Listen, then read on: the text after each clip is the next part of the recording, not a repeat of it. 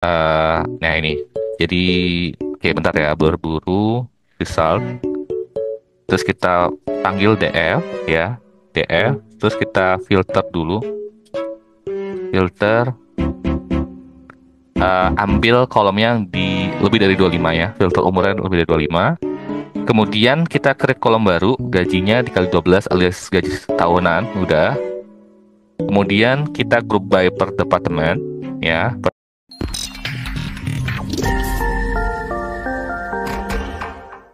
Di sesi kali ini kita akan fokus untuk belajar terkait Polars itu sendiri, mulai dari segi pengenalannya, termasuk fungsinya sebagai leasing mode.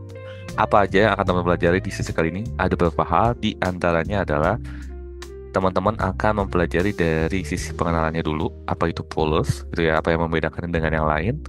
Terus potensi dari Polars itu kenapa? Kalau misalnya teman-teman perhatikan, ketika teman-teman menggunakan Polars itu akan mempercepat waktu processingnya.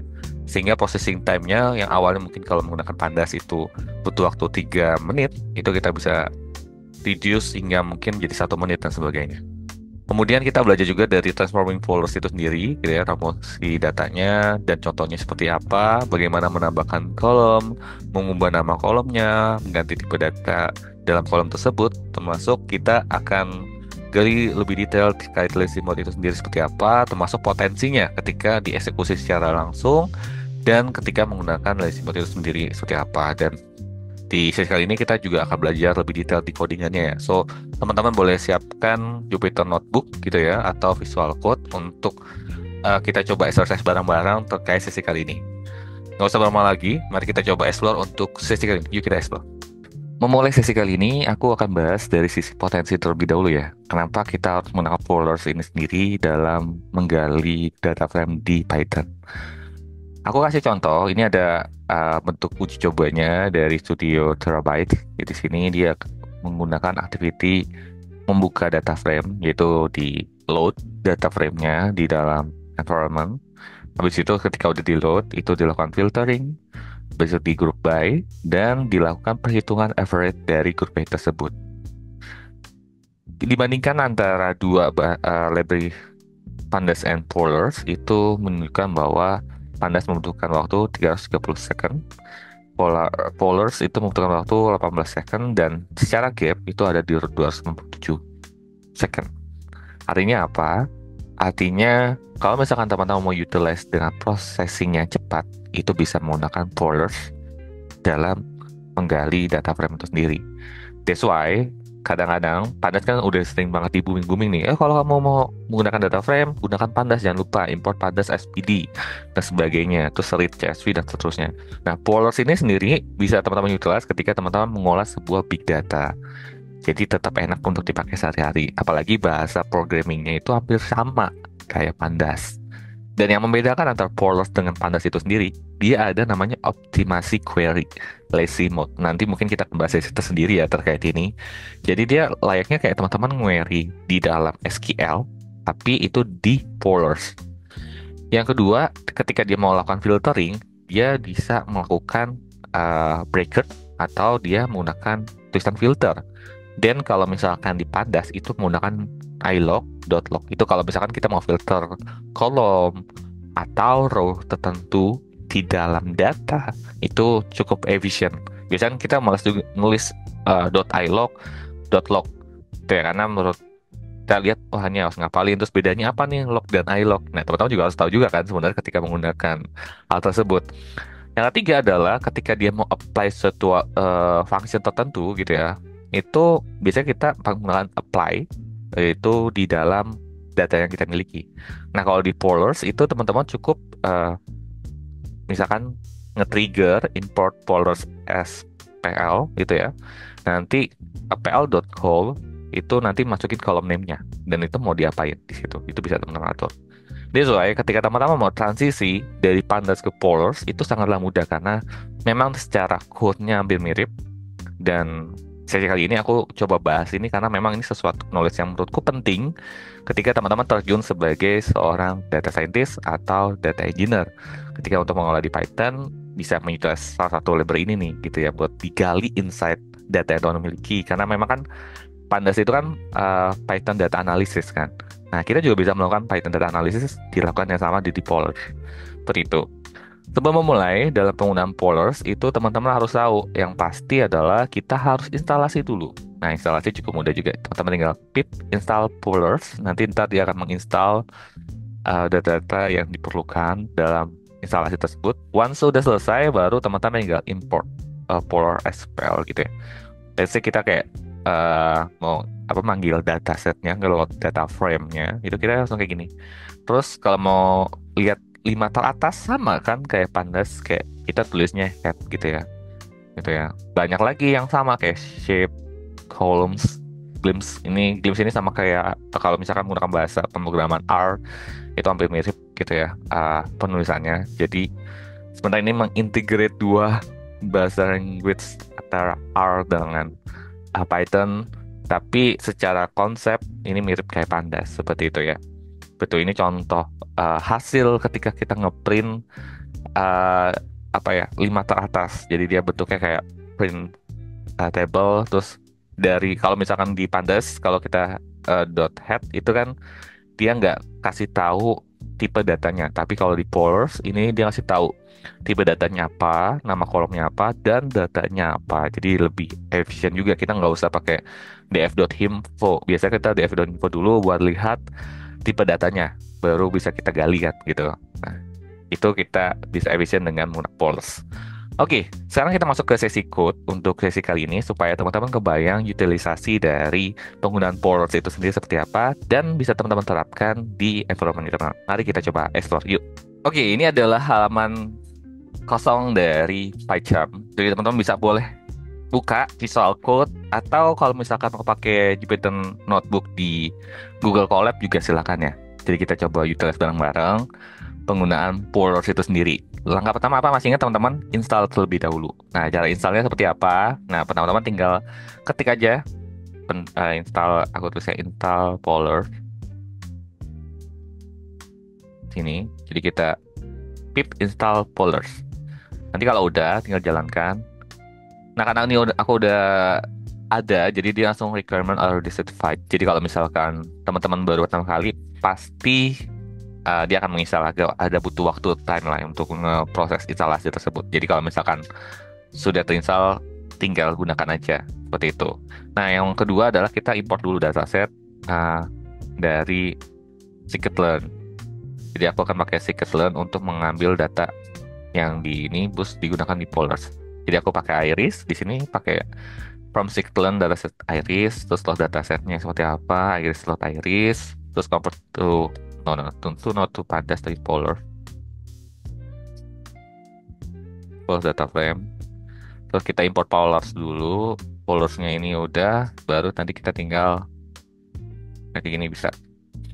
Nah, awal sudah, ini kita tinggal lihat show 5 teratas. Nah, cara 5 teratasnya sama kayak pandas, jadi tinggal dev head gitu ya. Nah, di dalam fungsional di dalam Polars itu teman-teman boleh pakai kayak gini langsung atau pakai yang seperti ini, pakai print.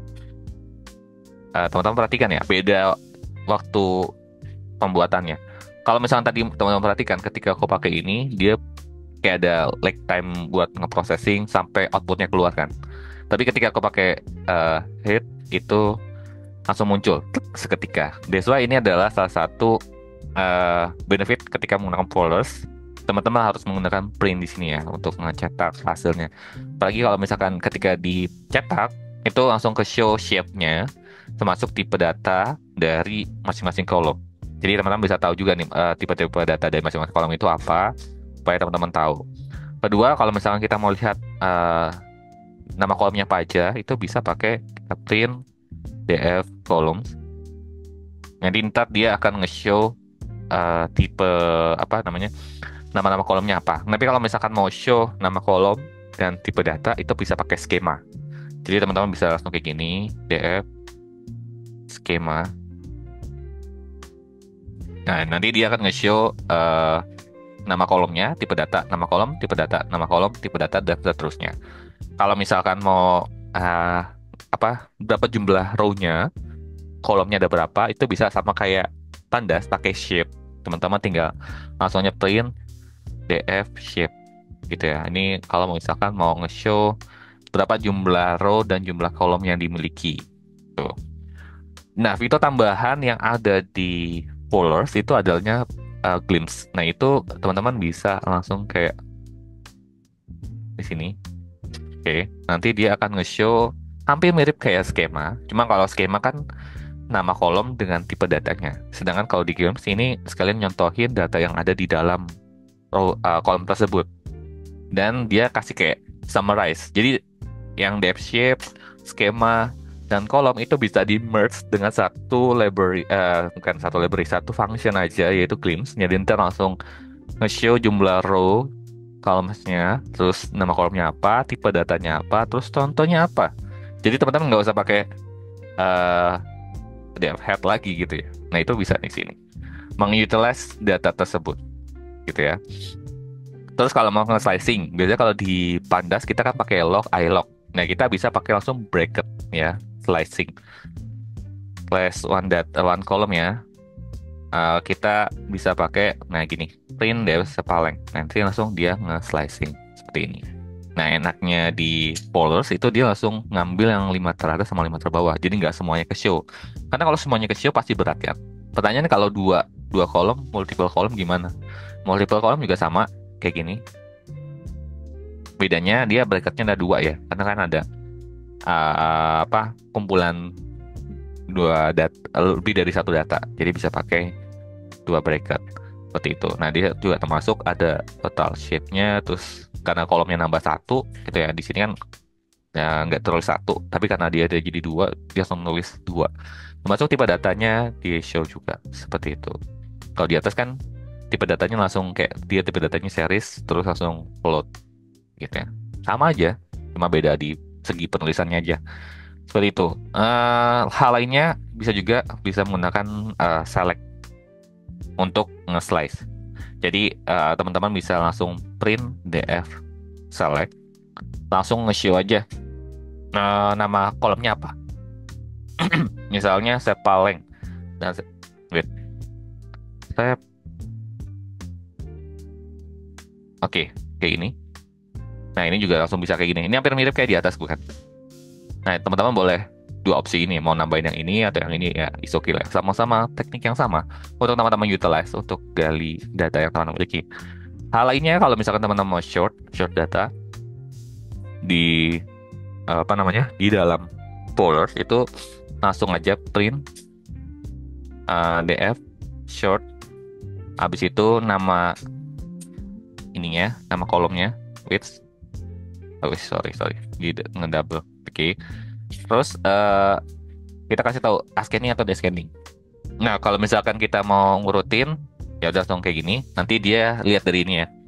Karena descendingnya true dari terbesar ke kecil, jadi dia langsung di sepaleng dia langsung terbesar sampai dia terkecilnya. Seperti itu.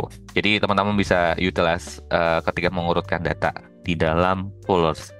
Hal ini kalau misalkan mau digali, kita juga bisa melakukan hitung statistik sama kayak di Pandas menggunakan describe.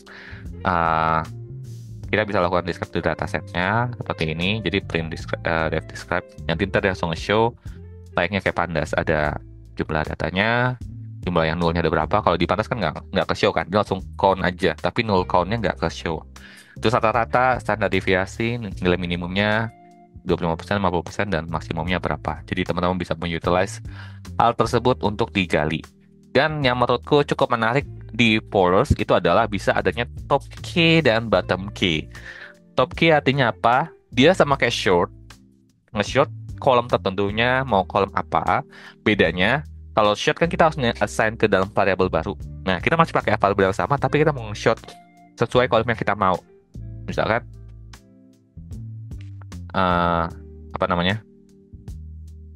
kita mau top key kan ya. Jadi print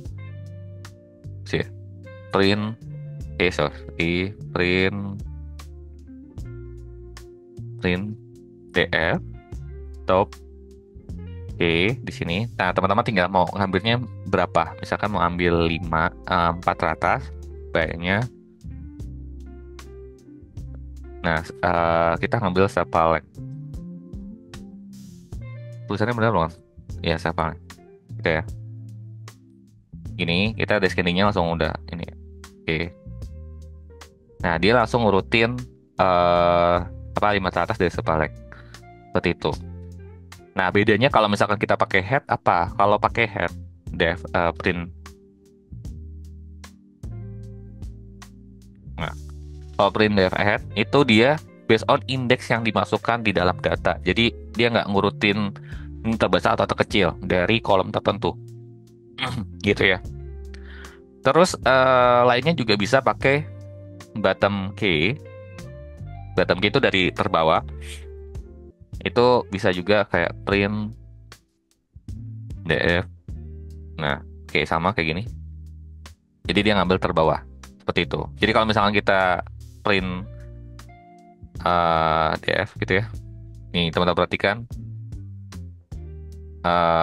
yang di atas lah ya. Nih, ini kan 79, 77, 77, 77 kan. Nah ini top key juga sama. Mana yang top key ini? 79, 77, 77. Terus kalau yang bottom key itu dia ngambil paling bawah. Nah, paling bawahnya tuh dari yang paling benar-benar paling kecil, terus ke besar selanjutnya sama ya. Kayak di kalau misalnya kita nge-short. Nah, nih dia sama 43, 44, 44, 44 seperti itu. Jadi teman-teman bisa mengutilize beberapa function yang ada di dalam polars untuk teman-teman gali insight-nya. Seperti itu. Sebelum mulai, kita harus tahu dahulu nih, kenapa sih kita harus melakukan proses transforming itu sendiri. Gitu ya. Ada 3 alasan kenapa kita perlu melakukan transformasi. Pertama, mungkin data yang kita masukkan adalah raw data ya. Raw data yang artinya punya tekstur yang berbeda-beda. Gitu ya. Dan dalam merapikan data-data tersebut, kita perlu melakukan proses penyesuaian. Ya, proses penyesuaian apa yang akan kita lakukan supaya data-data tersebut bisa jadi lebih siap untuk digunakan. Yaitu mungkin kita akan mengubah gitu ya. Contohnya tanggal lahir gitu ya. Tanggal lahir kita ubah menjadi usia seperti itu. Ataupun misalkan satuan kurs. Misalkan awalnya satuannya itu adalah USD. Kita mau ubah menjadi IDR. Itu juga bisa. Jadi nanti kita harus melakukan pengalian kan dari USD tersebut. Jadi mau modifikasi lah. Ataupun kita juga bisa nge-create kolom baru. Kolom barunya yang kaitannya dari data yang sebelumnya. Misalkan kita punya kolomnya name, ya. Name-nya ini kita mau bikin baru yaitu email. Nah, ini apa yang akan kita lakukan untuk menyiapkan hal tersebut. Jadi, create kolom baru. Intinya, ketika teman-teman melakukan transformasi data, pastikan teman-teman udah punya mindset-nya bahwa kita harus menyiapkan data yang ready to use. Jadi siap untuk digunakan. Seperti itu. Pertanyaannya, bagaimana melakukan hal tersebut di dalam polars? Ada beberapa hal. Pertama, kita bisa mengenal expression itu sendiri. Jadi di polars itu ada namanya expression, yang mana untuk nge-create operasi yang kita inginkan pada data. Ini aku kasih detail pengertiannya. Nah, berikut ini contoh-contohnya. Yang pertama, kita mau nge-select kolom yang ada di dalam dataset yang kita buka. Jadi kan kita akan nge-select ya. Terus name. Nah, ini adalah pl.call. Itu artinya kita men-select kolom age. Kenapa kita harus ngebuat seperti ini? Nanti ketika teman-teman mau melakukan penyesuaian data, modifikasi data, teman-teman harus men-selectnya menggunakan pl.call. Gitu ya, karena kalau misalkan nggak seleknya seperti ini nggak akan bisa jalan, jadi harus disesuaikan. Nah, pl.call, nah misalkan kita mau ganti dari IDR to USD, jadi kita select lagi nih pl.call-nya, terus kita misalkan kurs waktu itu adalah 16.000, jadi kayak dia 16.000 seperti itu. Nah, kalau misalkan kita ganti di sini nggak bisa. Oke, ini proses aritmatikanya. Yang ketiga adalah rename kolomnya. Nah, rename kolom itu bisa menggunakan aliasing. Kita di sini aliasing terus jadi variable ya. Itu. Pertanyaannya, kenapa sih di dalam polars itu proses transformasinya bisa berjalan dengan cepat? Jadi teman-teman perhatikan ya. Nanti kita akan exercise nih. ketika aku nge-code itu prosesnya cepat banget. Mungkin kurang dari 1 detik, bahkan setengah detik dalam proses karena dalam pemrosesan di Polars itu dia menggunakan parallel processing. Jadi misalkan ada berapa step gitu ya, ada berapa step langkah dia akan melakukan proses tersebut secara paralel, bukan serial. Kalau serial tuh eh step by step gini, gitu ya. Jadi contohnya kita men-select kolom fare kan di sini. Biaya. Nah, di sini kita select gitu. Nah, kalau itu habis itu kita kali 16.000 dulu, baru diubah namanya. Nah, ini bentuknya kalau serial.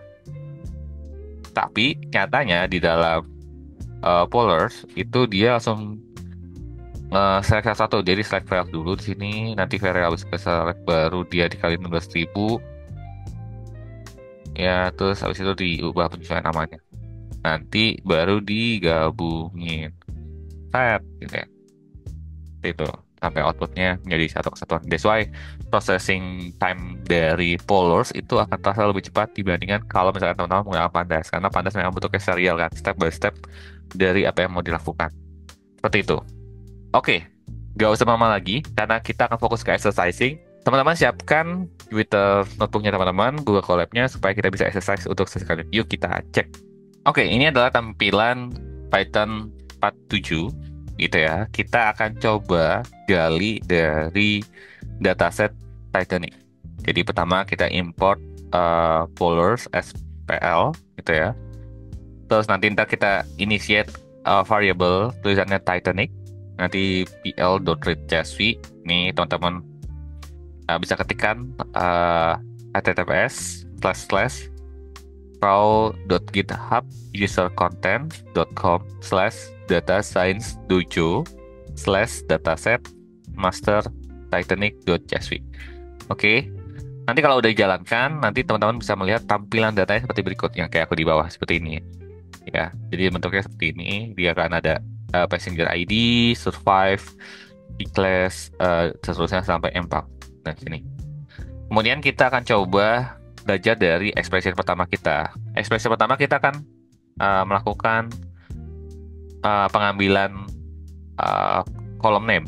Jadi nanti kita akan coba Titanic. Terus habis itu select.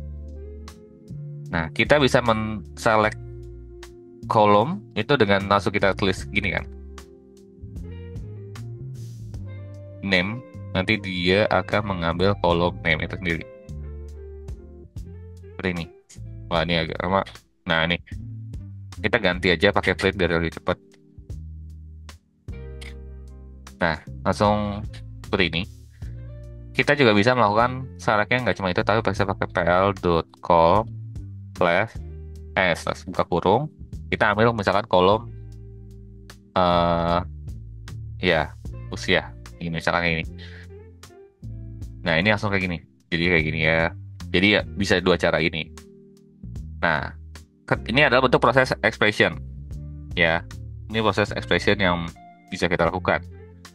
Dan dari hal itu, kita juga bisa melakukan proses aritmatik. Aritmatiknya kita bisa coba, ini contoh ya, aku ngambil di sini 8. Ini apa ya? Misalkan di sini aku kali dulu ya, kali 16.000, kita ubah ke dalam IDR. Nah, ini kan kayak gini kan. Nah, kalau misalkan aku langsung kayak kali di sini 20.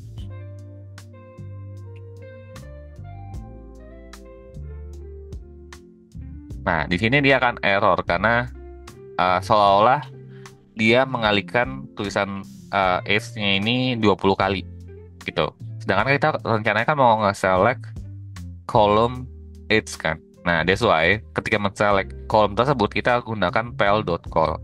Nggak bisa kita langsung serta-merta dari kayak gini langsung dikali 20 dan sebagainya, itu nggak bisa. Itu artinya kayak gini. Tulisan ini artinya kayak gini ya. Dikali 20 dia tulisan kayak gini. Nah, berulang-ulang. Artinya kita men-select kolom yang tulisannya berulang-ulang ini. Ternyata kan bukan ini kan. Nyatanya kita pengen kolom tersebut dikali 20. Itu bukan nama kolomnya dikali 20 tulisannya. Seperti itu. Jadi that's why penting teman-teman untuk mengidentifikasi proses tersebut dalam men-selectnya. Gitu. Hal lainnya ketika kita mau, nah aku benerin dulu, men-aliasing data itu juga penting. Jadi kayak ini kita coba copy lagi dari sini expressionnya. Kita mau aliasing nih. Ini kan bentuknya kalau teman-teman perhatikan ada koma ya. Nih, koma 8 dan seterusnya. Kita mau buletin, buletin ke atas gitu ya. Misalkan dibulatkan biasa aja lah ya. Ini pokoknya desimalnya dihilangin. Nah, kita bisa lakukan seperti ini. Jadi ini akan menghilangkan desimal. Bentar. Roundnya. Oh, ini berarti harus kita buka kurung dulu. Bentar ya. Oke, ini tutup kurung, buka kurung. Nah, ini tambahin kurung lagi satu. Nah, ini kita ngebulatin desimalnya. Desimal ke atas gitu ya. Ini kalau 8 berarti kan 33 dan seterusnya. Gitu ya. Jadi yang koma-koma lainnya itu dibulatkan ke atas. Misalnya di atas 6 itu jadi dibulat ke atas, di bawah 4 itu dibulatkan ke bawah. Yang menggunakan round. Nah, kenapa tadi aku nggak bisa jalan? Karena round itu bisa dijalankan ketika ini dalam satuan eh, expression. Jadi expressionnya kita salah. Nggak bisa kita langsung di sini. Jadi kayak seolah-olah langsung di sini kita round up, itu nggak bisa. Harus dibuka kurung dulu di ininya, baru bisa dijalankan.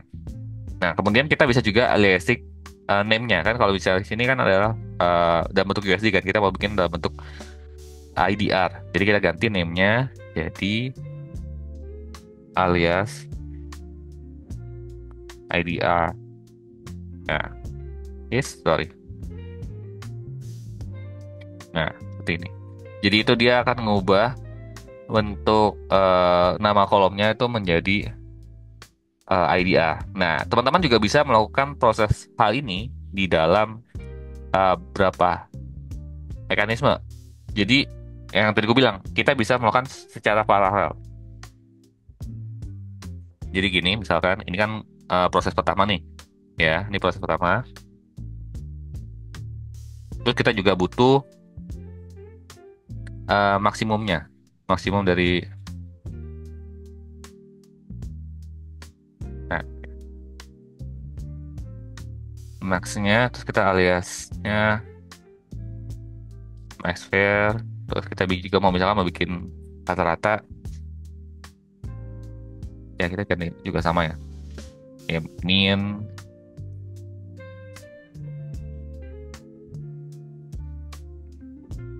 Oke, nah ini contoh ya. Oh iya, komanya belum. Nah, kalau misalnya teman perhatikan, ini yang dimasukkan adalah proses paralel. Jadi dia mengerjakan yang ini, mengerjakan ini, mengerjakan ini, mengerjakan ini. Jadi terpisah-pisah antar prosesnya. Jadi that's why processing time dari Polars itu terasa cepat karena memang setiap komanya itu dikerjakan secara terpisah, bukan berurutan. Jadi nggak nyesain ini dulu baru ke sini, dari sini baru ke sini, dari sini ke sini. Ya nggak. Jadi dia ngerjain ini, ngerjain ini, ngerjain ini, ngerjain ini secara paralel dalam processingannya. Seperti itu. Jadi itu yang bisa kita lakukan menggunakan expression ketika teman-teman mau ngolah data ya. Nah, kalau misalnya Anda perhatikan kenapa angka max dan min dan average-nya itu sama, karena dia akan melakukan eh, mencari data maksimum dari variable itu berapa, minimumnya berapa, terus averaging-nya berapa. Jadi bisa comparison. Jadi kalau misalnya teman-teman mau comparison antara data sebelah apa namanya ideal fair-nya dengan rata-rata seperti apa itu bisa dicek seperti itu. Kemudian kita juga bisa melakukan penggalian dari misalnya kita mau short biayanya itu urutan dari besar ke kecil itu juga bisa. Ini aku cuma ngambil idea aja untuk sebagai sampel. Nah, kemudian kita tinggal tambahin aja di sini dot short gitu ya. Shortnya based on apa? Ini teman-teman bisa atur idea fair. Kita nggak usah reverse through, kita hilangkan. Nah, kayak gini. Nanti dia akan mengurutkan dari kecil ke besar seperti itu. Jadi nanti dia bisa lihat. Kayak kita bisa tahu nih apa namanya yang terkecil ke besarnya gimana. Ataupun kita mau ngurutin dari besar ke kecil juga bisa. Pakai descending true ya. Nanti ntar langsung ke show. Nah ini kenapa aku munculnya 10? Karena aku headnya 10. Seperti itu. Cukup gampang bukan ya? Ketika teman-teman memproses hal ini. Sekarang kita masuk ke slide dari transforming polls itu sendiri. Ya, dimana kalau sebelumnya teman-teman udah ikutin dari sesi polls yang pertama, kita sudah mengenal satu function yaitu select. Gunanya select buat apa sih? Jadi contohnya misalkan kita punya table nih ya, seperti ini, yang berisikan nama-nama kolomnya adalah nama, tanggal lahir, dan tinggi badan, gitu ya. Nah, select itu akan men-select kolom tersebut. Misalkan aku mau select kolom tinggi badan, ya, tinggi badannya ini aku ubah dari satuannya sentimeter menjadi inci, gitu ya. Misalkan ya, ini sentimeter menjadi inci. Itu bisa. Jadi kita men-select apa namanya kolom yang sudah ada, terus kita lakukan penyesuaian. Sedangkan dengan adanya penambahan kolom tidak mengubah table sebelumnya, itu bisa menggunakan with columns. Namun ketika teman-teman membuat with column, pastikan teman-teman mengakhiri dengan aliasing. Jadi kita kan akan with column ini kita akan select kolom yang terpilih kan untuk kita gali insight-nya. Misalkan aku mau bikin kolom usia, tapi kan kolom usia dibentuk dari kolom tanggal lahir. Berarti aku akan nge-select kolom tanggal lahir, begitu. Terus nanti aku kurangin dengan, enggak, 2025 misalkan, 2025 dikurangin sama kolom tanggal lahir. Ya, buat dapetin usia. Seperti itu. Nah, setelah udah seperti ini, jangan berhenti di sini, tapi kita harus melakukan alias. Ya, jadi nanti ada di alias, ini jadi nama kolomnya apa. Karena kalau misalnya kita nggak sesuaikan, nggak menggunakan alias, nanti ntar dia hanya mengubah kolom yang kita select aja. Seperti itu. Nanti kita lihat contohnya ya. Aplikatifnya ketika menggunakan with columns. With columns sebenarnya gunanya untuk menambahkan kolom baru. Tapi ketika menambahkan kolom baru, kita pastikan juga kolom tersebut kita alias kalau misalkan kita menggunakan kolom yang sudah ada. Tapi kalau misalkan tidak menggunakan kolom yang uh, nggak ada yang di sebelumnya, is okay, teman-teman nggak harus mengaliasing juga di dalamnya. Seperti itu. Nah, di dalam transformasi polars itu sendiri, itu ada namanya function itu rename. Rename itu yang tadi aku jelaskan di awal, introductory, bahwa memang ada bentuk untuk kita mengubah nama kolom yang sudah ada.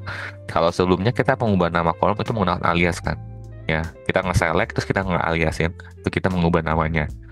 Nah, di rename, itu kita harus ngebikin sebuah dictionary. Dictionary itu kayak gimana sih? Nanti teman-teman akan ngebentuk kayak ini nama nama kolom sebelumnya yang mau diubah lah ya, nama kolom yang diubah, titik dua, terus nama yang digantinya jadi seperti apa, seperti itu. Jadi nanti kita bikin before, ini before,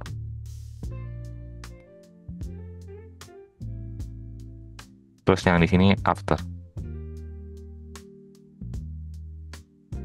seperti itu. Itu proses renaming dari data yang kita miliki. Yang kedua adalah cache. Nah, cache itu berguna untuk mengubah tipe data di kolom yang kita select. Jadi kalau misalkan teman-teman select kolomnya, terus kita mau ganti jadi tipe data yang apa gitu ya, itu bisa disesuaikan. Karena kalau misalkan kita pakai dot head aja ya, itu dia akan menginformasikan tipe data, bukan ketika kita menggunakan print data dot head gitu ya. Nanti dia akan nge-show tipe datanya sama kolom dan isian value-nya. Nah, itu kita bisa adjust juga di sana. Seperti itu. Oke, selanjutnya kita akan coba lihat dari bentuk codingannya. So, teman-teman bisa prepare Google Colab-nya teman-teman. Atau misalkan teman-teman punya di lokal, bisa menggunakan Visual Code disiapkan. Mari kita coba ketik bareng-bareng untuk mengerti bagaimana melakukan transformasi data di dalam Polar supaya nanti ntar teman-teman eksekusinya lebih enak lagi ketika nanti mau ngembangin penggunaan dari Polars. Karena menurutku kalau misalkan mau migrate dari penggunaan di Pandas ke Polar itu harusnya nggak begitu rumit. Secara codingnya hampir mirip, cuman ada tata bahasa yang perlu kita adjust saja. seperti itu. Karena kalau misalkan misalnya kayak rename itu di Pandas pun ada, di apa perubahan tipe data pun itu juga ada gitu ya di dalam Pandas gitu ya. Kita tinggal assign aja. Hampir mirip keduanya. Terus kalau menambahin kolom, teman-teman tinggal bisa bikin variabel baru kalau di Pandas, ataupun kita bisa pakai apply gitu ya, function apply untuk bikin formulasi ketika menggunakan kolom yang sudah ada. Itu bisa dilakukan di Pandas. Nah, cuma teknik-teknik itu aja yang cukup berbeda antara Pandas dan Folders, tetapi secara konsep itu hampir mirip gitu. Oke, mari kita coba cek untuk codingan berikut. Yuk kita cek. Oke, kita sudah masuk ke Python 48. Di sesi kali ini kita akan coba gali lagi di dataset yang sudah kita ekstrak di online. Teman-teman bisa ngikutin yang codingan di Python 47 itu udah ada, kita udah gali dengan data Titanic. Cuma di sesi kali ini kita coba jalankan dengan 5 kolom terpilih aja di Titanic ya. Kita nggak harus banyak-banyak, cuma 5, dan kita mau gali insight di dalamnya. Nah, yang tadi gue bilang, ketika teman-teman klik data.head, itu ada tipe datanya kan, ya. Nah, ini kan tipe data yang kategorikal nih, yang survive sama P-class. Kalau misalkan dipertahankan di 64, itu akan memberatkan ketika memprosesi. That's why kita bisa ubah mencast agar tipe datanya turun menjadi integer 16 atau sebagainya, gitu ya. Tapi sebelum masuk ke sana, kita belajar dulu yang di awal. Kita kan bagaimana sih menambahkan kolom di folders. Itu pertama kita pakai with column. Tadi di awal kan aku bisa kasih tahu ada with columns kan. Di with column, misalkan kita mau select kolomnya si it's gitu ya. Jadi kita bisa pilih pl.call tuh. Terus kita it's gini ya. Terus kita misalkan dikali 5 gitu ya. Kayak gini aja. Jadinya kayak gimana? Di data head aja. Print head. Oke. Kalau misalkan teman-teman perhatikan, ini aku kali 2 aja lah ya. Biar lebih enak. Teman-teman perhatikan. Ini nggak kelihatan juga ya. Nah, teman-teman perhatikan antara yang di atas sama sebelumnya. Kalau misalkan aku with column nggak menggunakan aliasing, itu dia mengubah kolom sumber yang kita select. Jadi yang awalnya 22 menjadi 44 di sini. Seperti itu. Jadi kalau misalnya kita nggak pakai aliasing, ini akan ganti ke sini nih.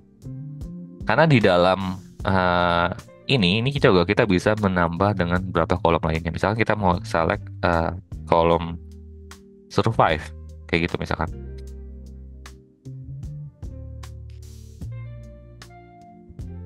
Nah, gini dia tidak menyesuaikan mana-mana ya. File kolomnya misal file survive-nya kita kali 6 lah. Gitu ya. Ini nggak mengubah anything lah ya di dalam data yang kita miliki di sini. Nambah nggak sih? Oh, nambah deng, sorry. Ini nambah ya. Ini nambah. Teman-teman perhatikan di sini. Karena ini 0 ya, survive-nya 0 jadi nggak kelihatan. Mending aku ganti P-class aja lah. P-class. Nggak kelihatan. Jadi ketika kita menggunakan 2 kolom misalkan ya, kita nggak select 2 kolom. Yang diubah tuh cuma 2 kolom pertamanya aja. Jadi awal kan di sini kan, mending kita lihat bedanya ya. Biar kelihatan bedanya. Yang select satu kolom sama. Nah, awalnya kan kayak gini. Nah, setelah aku tambahkan P-class gitu ya. Jadi dia nambah jadi 47. Tapi di P-classnya itu nggak berubah. Yang berubah itu di kolom H aja di sini. Jadi ketika kita nge-select tanpa melakukan aliasing, ini akan ngaruhnya kayak gini. Jadi ngubah ke kolom sumbernya. Nah, tapi kita sudah menggunakan aliasing itu sendiri, alias gitu ya. Nanti kita tinggal kasih aja alias di sini. Nama kolomnya apa? Kolom SP class. Nanti dia akan bikin satu kolom baru di sini. Seperti itu. Nah, ini adalah bentuk nge-create menambah kolom ya di dalam folders. Yang awalnya dia mengganti di kolom age-nya, tapi kita bisa nge-create gimana caranya dia bikin kolom baru dari data existing. Seperti itu. Nah, itu bentuk apa namanya? Penggalian data. Tapi di dalam with column itu teman-teman juga bisa memasukkan data yang konstan. Contohnya gimana? Misal kita mau hitung rata-rata usia, gitu ya. Di rata-rata usia, kita bikin kolom baru. Supaya apa? Nanti supaya dibandingin antara usia isi variabel uh, misalkan Brown dibandingkan rata-rata itu bedanya berapa gitu. Nah, caranya gimana? Tetap sama data with column, tapi kita cuma bikin PL call, terus kita masukin misalkan rata-rata di sini, terus kita lakukan alias. Kalau misalnya kamu perhatikan di datanya, ini sama semua, konstan kan? Nah, ini adalah bentuk penggalian set kalau misalkan datanya konstan, mau ditambahkan di kolom yang baru, gitu ya. Jadi, buat apa? Nanti ntar teman-teman bisa kurangin nih, antara kolomnya ini, dikurangin sama kolom ini, itu bisa buat ngitung selisih gap antara data yang kita miliki dengan data rata-rata. Itu bisa gunain seperti ini ya. Kalau menambahin kolom konstan di dalam tabel yang sudah kita miliki, ya. Terus sekarang kita coba ganti tipe data. Di awal tadi aku contohin tipe data yang di sini adalah integer 64 kan. Nah, sekarang kita mau casting supaya tipe datanya diganti 16 atau 32. Supaya apa? Supaya lebih ringan ketika ngeprosesnya. Itu berbicara range itu lebih apa? Integer 16, 32, 64 itu lebih ke range datanya. Semakin besar itunya semakin banyak menampung range datanya di dalamnya. Nanti kalau misalnya teman penasaran bisa kulik-kulik di internet apa namanya range-nya itu berapa aja. Nah, sekarang kita coba ubah yang variable survive. Survive kan isinya cuma 0 sama 1 ya. Dibanding kita ubah mempertahankan dia di 4, kita ubah aja ke 16. Caranya gimana? Teman-teman bisa bisa nih data with column ya. Terus kita pl.call, kita ambil survive, terus kita cache.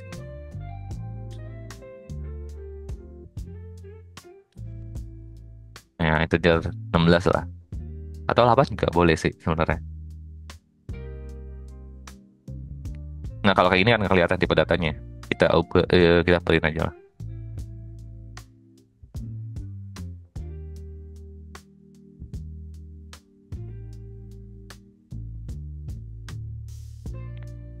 Oke, di sini.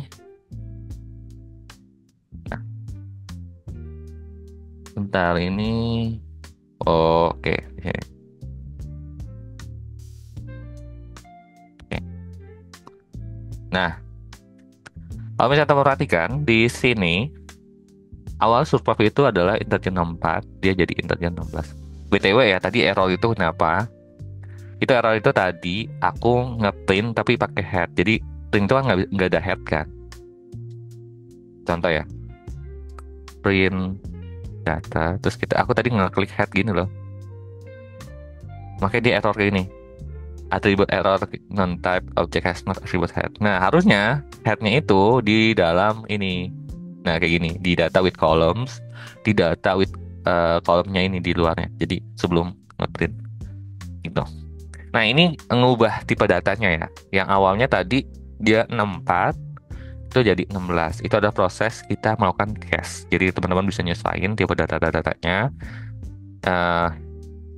Sebisa mungkin ambil yang kecil-kecil agar memproses di pola semakin lebih cepat lagi. Seperti itu. Terus misalkan kita mau ganti nama pun gitu ya. Dari age itu jadi usia, let's say kayak gitu. Itu juga kita bisa atur pakai rename ya. Jadi aku dikasih tahu ada rename. Itu misalkan kita print data, terus kita tinggal langsung rename aja. Gitu ya. Terus nah, oke. Misalkan nih apa namanya, passenger ID diganti ID, survive menjadi target gitu ya. Nih kebanyakan kurungnya.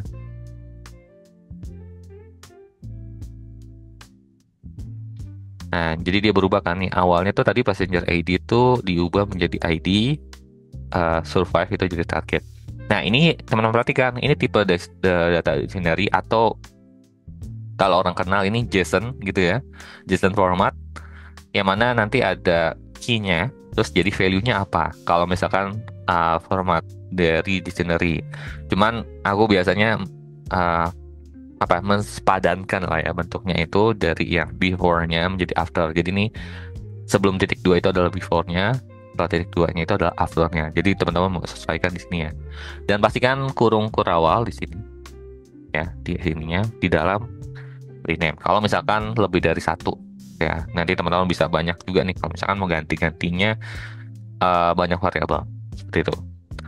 Kemudian kalau misalkan kita mau ngedelete pun kita bisa pakai apa ya, drop gitu ya. Jadi teman-teman juga bisa ngedrop untuk menghapus data ya. Itu bisa data dot drop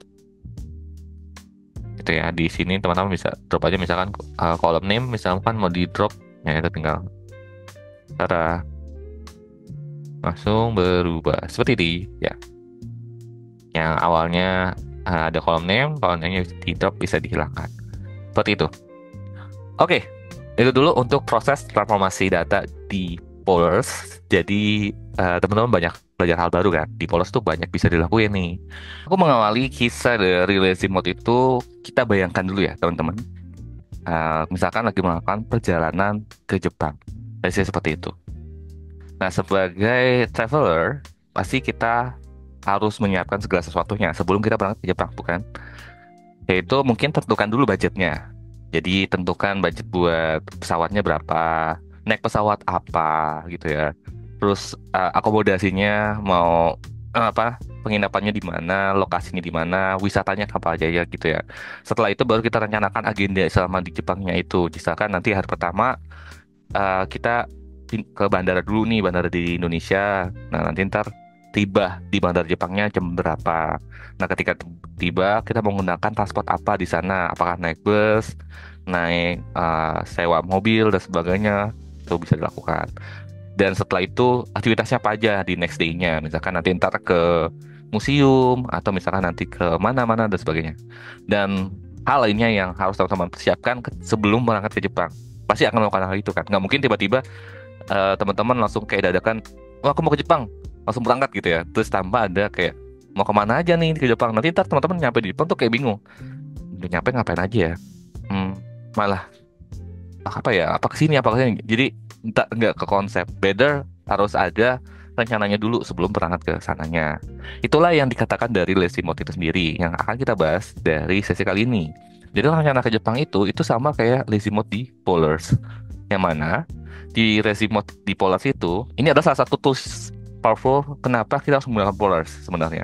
Kalau sesi sebelumnya mungkin kita lihat ada perbedaan ketika kita menggunakan Pandas dengan Polars dari sisi waktu. Di Polars secara umumnya lebih cepat. Nah, dengan menggunakan rencana ini akan lebih cepat lagi. Mungkin sekitar misalkan ini satu ya, jadi seperempat dari satu itu sendiri. Jadi lebih lebih cepat dari waktu yang sebelumnya. That's why di lazy mode itu ada namanya merencanakan semua operasi yang akan dilakukan. Ini sama kayak teman-teman nentuin pesawat naik apa, aku pergi kemana aja dan sebagainya. Terus mengoptimalkan rencana tersebut. Nah, ketika udah teman-teman punya agendanya, ya teman-teman optimalkan dengan, oh hari pertama kita harus ke sini, hari kedua ke sini dan seterusnya. Dan yang ketiga itu mengeksekusi. Ya jangan lupa, jangan coba jadi rencana doang, tapi eksekusi juga agenda-agenda yang udah teman-teman rencanakan. Dieksekusi untuk menentukan mana cara yang paling efisien. Misalkan udah nyampe di Tokyo gitu ya, ternyata lebih murah menggunakan bus dibanding kita naik mobil, naik taksi gitu ya. Ya udah berarti kita eksekusinya cara yang paling efisiennya naik bus, misalkan listnya seperti itu. Nah, inilah yang menjadi suatu perbedaan antara memasak satu persatu.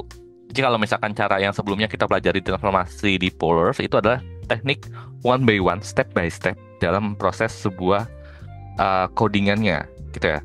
Tapi kalau lazy mode itu membersihkan semua bahan terlebih dahulu. Ini kalau masak ya, contohnya masak sama kayak gini ya, gitu. Kalau misalkan yang teknis sebelumnya yang kita belajar di Polars itu kita kan nggak pakai lazy mode ya, langsung masuk eksekusi langsung. Jadi setelah angka ini, langkah berikutnya dan seterusnya. Tapi kalau lazy mode, sebelum aku pergi ke sana, aku harus rencanain ini dan seterusnya. Dan mari kita lihat dari sisi codingannya ya, codingan antara lazy mode dan mode berburu gitu ya. Jadi kalau aku nyebutnya lazy mode adalah mode santai ya. Step by step aku sebut mode berburu gitu ya. Kalau mode berburu kan instingnya kan kita nggak memikirkan rencana, tapi kita langsung kalau beruang ya, ada mangsa langsung dikejar. Jadi kalau mau ada mangsa, mungkin bersembunyi-bunyi dulu, setelah bersembunyi-sembunyi langsung lari dengan kencang. Nah, ini adalah proses step by step. Nah, sedangkan mode santai dia optimize performance. Nah, secara codingan pun beda. Ini yang kita udah coba lakukan ketika ditransformasikan. Ada filter, filter kolomnya apa, terus habis itu membuat kolom baru yang dikali 12, terus habis itu hitung tahunannya. Nah, sedangkan kalau optimize performance kita sama, codingannya secara codingan sama, yang antara mode berburu dengan mode santai. Cuma bedanya itu ada collect dan lazy di sini. Artinya apa? Artinya ini baru bagian dari rencana doang, belum dieksekusi. Nah, nanti ketika kita ketik collect, itu dia langsung mengeksekusi proses codingan ini. Seperti itu. Nah, ini misalkan contohnya mode di atas menjalankan 5.000 rows atau kolom, dan dari sisi waktu ini akan lebih cepat gitu ya. Ketika ngeprosesnya. Nanti kita lihat dari contohnya, contoh exercising-nya di racing mode-nya itu seperti apa. That's why ketika kita menggunakan mode santai, ini kalau ini nggak diperluin ketika nih ya, data yang teman-teman olah itu kurang dari 10 megabyte, itu nggak usah pakai mode lazy gitu ya. Terus operasinya sederhana, select filter aja gitu ya. Atau teman-teman butuh interaktif analisis. Nah, itu nggak usah pakai mode lazy mode. Dan mau debug itu step by step, itu boleh pakai mode berburu. Tapi kalau misalkan teman-teman apa namanya ada proses ETL, extract transform load-nya, terus datanya teman-teman proses adalah besar, multiple join dan sebagainya, itu teman-teman perlu menggunakan lazy mode seperti itu. Ya, mungkin sekilas agak kurang baik. Kak, ini maksudnya gimana sih? Tadi dari tadi kakak jelasin kayak ini lazy mode, ini mode berburu, eksekusinya gimana? Nah, kenapa sih kita harus gunakan ini gitu ya? Nah, kita akan coba lihat di exercising gitu ya, lihat contohnya dari sisi kodenya itu seperti apa, supaya teman-teman kebayang. Oh, ternyata kodenya bedanya di sini nih.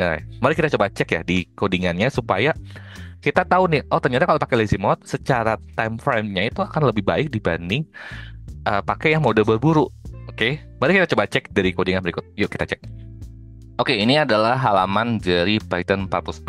Jadi kita panggil dulu library yang kita perlukan, yaitu library polars sama time. Ini buat aku hitung dari sisi waktunya ya. Terus kita panggil datasetnya, ya datasetnya aku bikin dummy aja, kayak gini. Ada Dani, Budi, Cici, dan Ali, Eka gitu ya. Terus aku kali 1.000, biar ada 5.000 rows, ya dikali 5 satu-satu, dikali 1.000 satu-satu. Terus umurnya juga sama, dari sisi gaji pun sama, dari departemen IT juga sama, gitu ya. Terus masukin ke data frame, kita lihat data frame-nya, shape-nya itu ada 5.000 data, 4 kolom ya, ada nama, umur, gaji, departemen. Kalau misalkan lihat dari sisi atasnya, gitu ya. Ini di apa? Lihat 5 teratas itu kayak yang kita lakukan nih sama ya Aldi, Budi, Cici, Dani, Eka, dan seterusnya. Nah, sekarang kita akan coba pakai mode berburu dan mode santai. Ya, lazy mode-nya itu seperti apa supaya kita lihat dari sisi waktunya gimana. Langkah pertama apa yang akan kita lakukan? Pertama, yang pasti kita tulis dulu nih. Ini mode mode berburu gitu ya. Jadi ya kita masukin start time-nya. Makanya that's why aku di atas nih ngambil library time supaya bisa ngeliat dari sisi waktunya. Terus nah ini. Jadi oke bentar ya, berburu result. Terus kita panggil df ya, df. Terus kita filter dulu. Filter ambil kolom yang di lebih dari 25 ya. Filter umurnya lebih dari 25. Kemudian kita create kolom baru, gajinya dikali 12 alias gaji tahunan, udah. Kemudian kita group by per departemen, ya, per departemen kan ada nih departemen. Terus kita hitung gaji eh, tahunannya berapa, ya, gaji tahunannya berapa dalam satuan, eh ya, dalam satuan rata-rata gitu ya. Terus kalau udah, ini kita tutup, ya kita tutup di sini lah ya. Nah, kalau udah baru kita lihat dari sisi waktu. Dari sisi waktunya, berburu time. Ini kita hitung dengan cara, oke, time dikurangin sama start time-nya. Oke, terus kita lihat print waktu eksekusi mode berburu, ya, format berburu time, ya. Terus, ya, di sini. Ini baru mode berburu, ya. Kita lihat dari sisi waktunya berapa lama ketika dia ngeproses dari ini. Maksudnya berburu tuh proses satu persatu ya, step by step. Jadi DF difilter dulu, setelah difilter baru dibuat kolom tambahan, baru di group by, baru diagregatin. Bentar ini, oh group by-nya, sorry ada ini. Nah dia membutuhkan waktu sekitar 0,023 second. Ya, sekarang kita coba lihat dari mode lazy mode atau mode santai lah ya. Print mode santai, ya, lazy mode-nya. Start time sama time-nya kita ini. Mode santai result. Santai result. Oke. Ya ini sama ya. Yang beda ini adalah kita pakai lazy di sini, lazy, terus di filter ya sama 25. Ini nggak berubah, with column-nya juga sama. Gaji tahunan, grupnya departemen, agregatnya gaji tahunan, min ditulis rata-rata gaji tahunan. Nah, kemudian kita tambahin di sini. Ini bagian eksekusinya. Ini eksekusi di sini. Ya. Ini adalah collect-nya. Karena kalau misalnya kita nggak pakai collect, itu dia nggak nge-eksekusi prosesnya. Itu. Terus kita hitung santai time-nya, ya. Terus kita tulis di print eksekusi mana. Oke, kita jalankan. Nah, coba teman perhatikan. Dari sisi waktu, sebenarnya ketika kita menggunakan lazy mode, itu waktunya ini aja udah beda setengah ya. Hampir beda, ya nggak setengah-setengah banget sih ya, tapi lebih cepat lah dibanding mode berburu. That's why ini adalah salah satu poin penting ketika teman-teman menggunakan Polars. Teman-teman ketika mau utilize waktu, karena kan waktu kan sangat berharga ketika ngeproses codingan. Ini kalau misalkan codingannya sederhana, baru 5.000 data. Imagine kalau misalkan data yang teman-teman proses itu 1-2 juta data raw gitu ya. Kalau misalkan di Pandas itu butuh waktu 1 jam, nah teman-teman bisa simplify dulu ketika pakai mode berburu mungkin jadi 30 menit. Gitu ya, terus pakai mode santai itu jadi 15 menit, let's say seperti itu. Jadi itu akan mengefisienkan proses teman-teman mengolah data. That's why aku sangat rekomen ketika teman-teman menggunakan Polars, itu pastikan teman-teman juga menggunakan lazy mode juga, supaya secara sesi waktu prosesinya akan lebih cepat dan sebelumnya, karena di sini memang dilakukan performance optimization dari proses-proses yang dilakukan seperti itu. Oke, mulai kebayang bedanya antara lazy mode dengan mode berburu. Semoga teman-teman bisa aplikasikan di sekitar teman-teman untuk teman-teman gali dengan beberapa codingan lainnya. Sekian dari aku untuk sesi kali ini. Sampai ketemu di sesi selanjutnya. Thank you buat teman-teman yang udah nonton dari awal sampai akhir. Semoga apa yang aku bagikan di sesi kali ini bermanfaat buat teman-teman mempelajari terkait Polars. Kalau misalkan ada pertanyaan terkait sesi kali ini, boleh drop di komen di bawah ya.